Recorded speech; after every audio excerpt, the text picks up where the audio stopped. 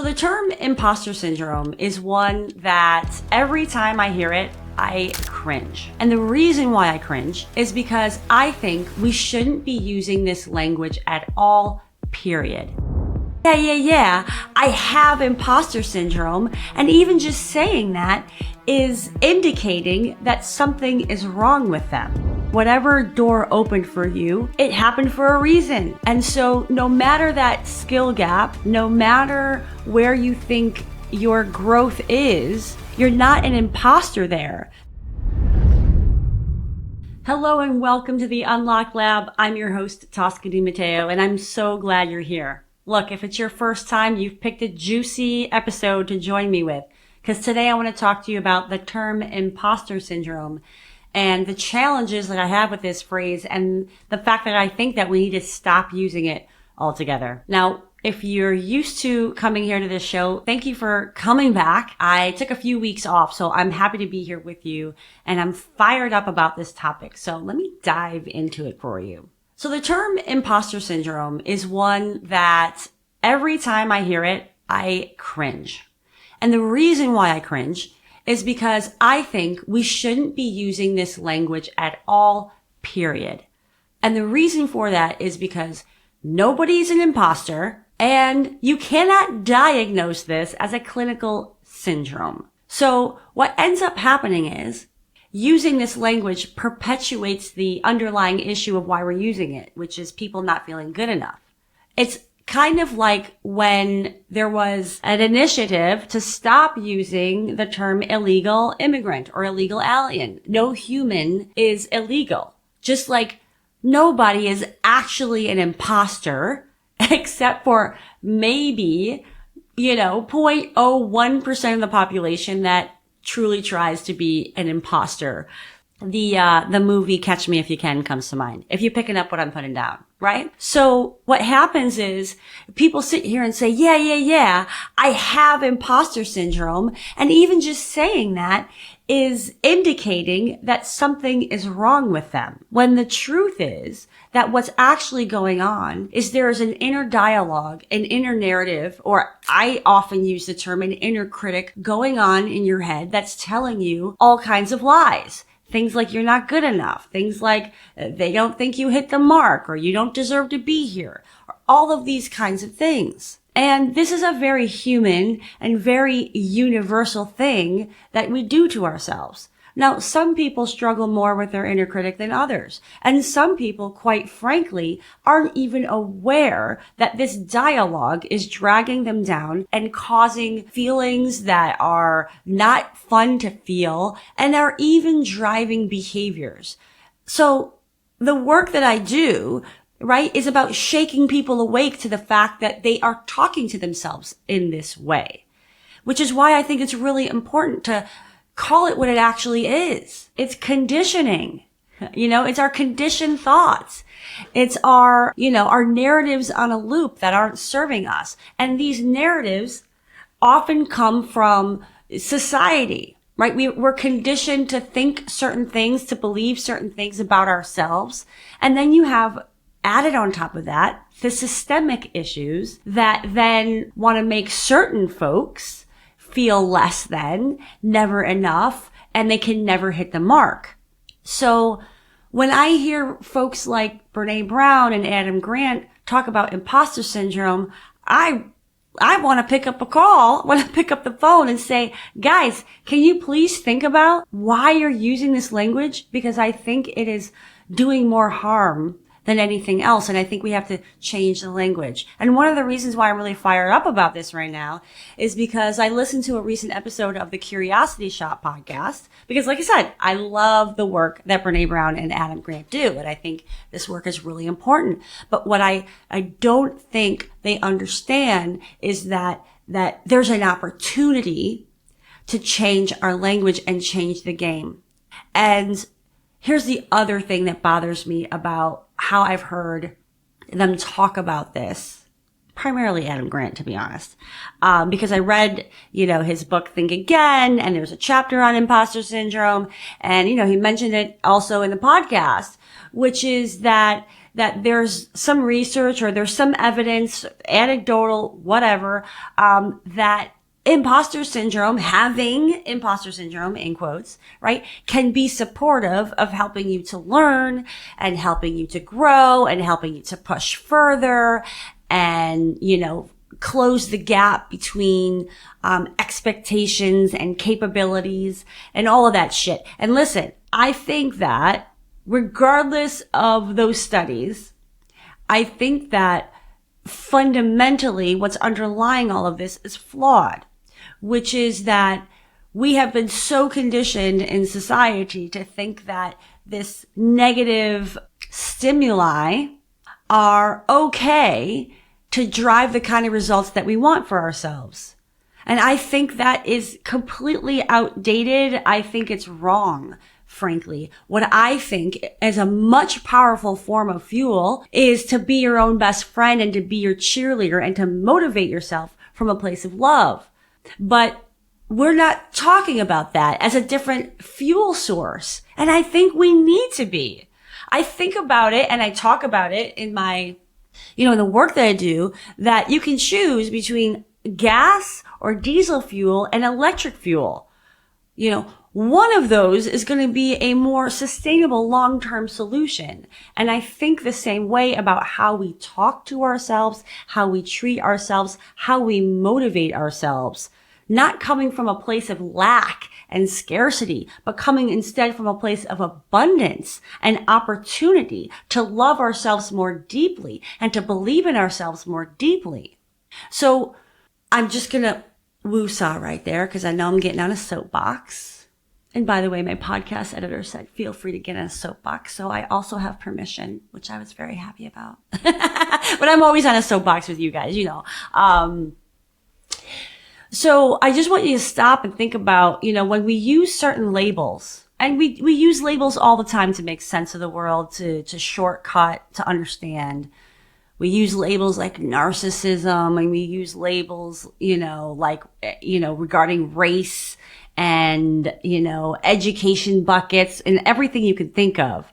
And what happens is when we use those labels, we start to identify with them. And rather than really go deep into the underbelly to say what's really going on here. And, the great thing is like Brene Brown and Adam Grant, like they talked about in this podcast episode I'm referring to, they talked about the macro situations and the micro situations that impact things like imposter syndrome, in quotes, and shame and guilt and embarrassment and humiliation. And I think that if we start looking at self-doubt and our inner narrative as part of the human condition versus giving it a label like imposter syndrome that only perpetuates the validity of it, then I think we're doing a huge disservice. And, imposter syndrome word came about with a research study in the 70s. And some people use imposter phenomena. But I think that at the end of the day, when folks are put in situations in which they have a gap to fill with their skills and what the job requires, can we just call it the growth opportunity versus saying, I have imposter syndrome? You know what I'm saying? The other way I like to think about this is I think we're focusing on 5% versus the 95%, the bigger problem that we should be talking about, probably more so. And by that, I mean that people that are in jobs that might be a true stretch, right? That they may have been in a job where they are like, wow, I am way out of my league.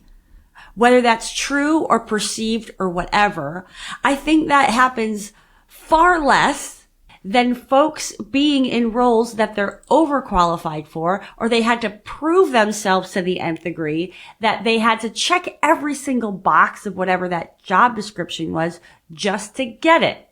That's the bigger problem, in my opinion, in being in corporate for 20 some years. that I think what corporate environments encourage is getting the most out of their people and driving them so hard and squeezing the life out of them and waiting until that last possible second, or waiting until that employee says, I have another offer, until they say, oh, here's your promotion.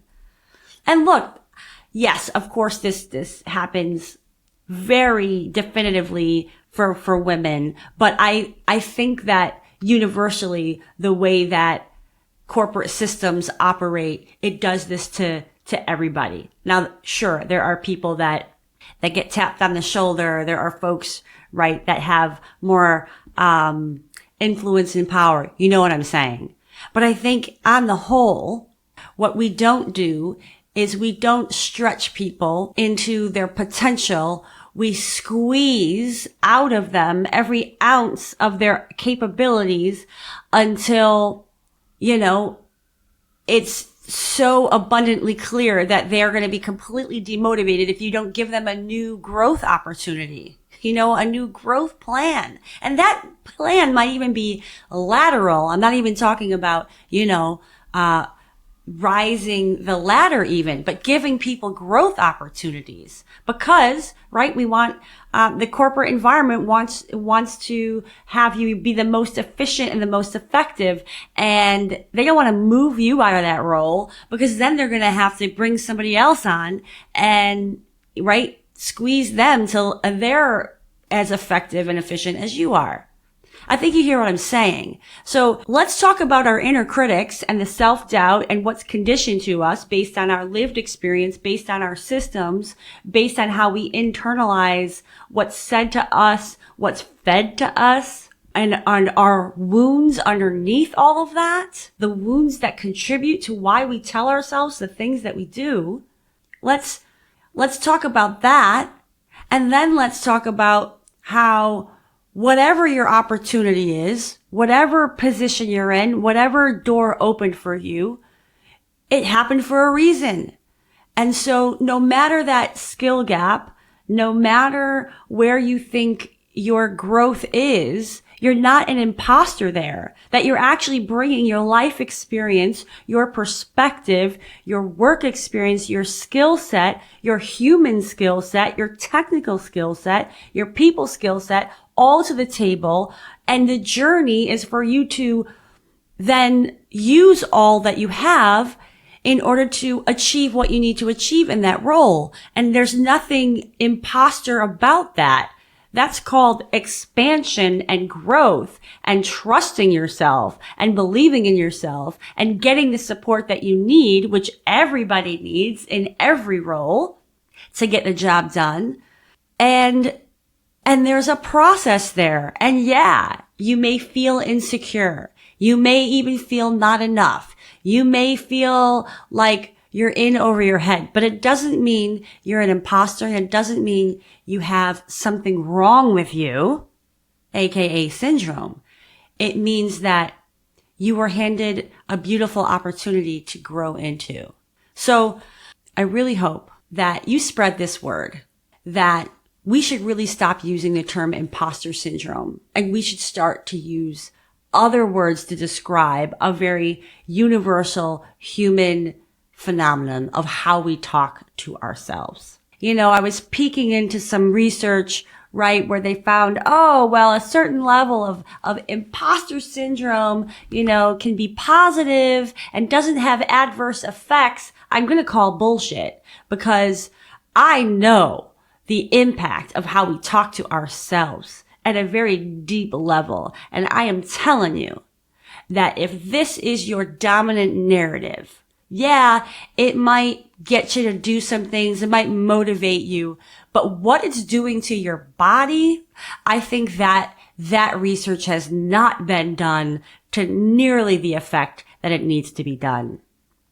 There's a whole school of thought that everything physical comes from the emotional. And this is one that I believe deeply in. So I'd love your thoughts on this. I'd love to hear what you think about when you hear the term imposter syndrome, because I think the way academics use imposter syndrome and the way that the common person, myself included, right, the average person uses or defines the term imposter syndrome are two different things. And this is why I think it causes a lot of damage, because the research term, I think, is not the same way that people use it. So anyway, I have gotten on my soapbox. Hopefully I made you think differently about these things, and I'd love to hear from you. So whatever platform you're watching or listening on, you can get a hold of me. That information is in the show notes.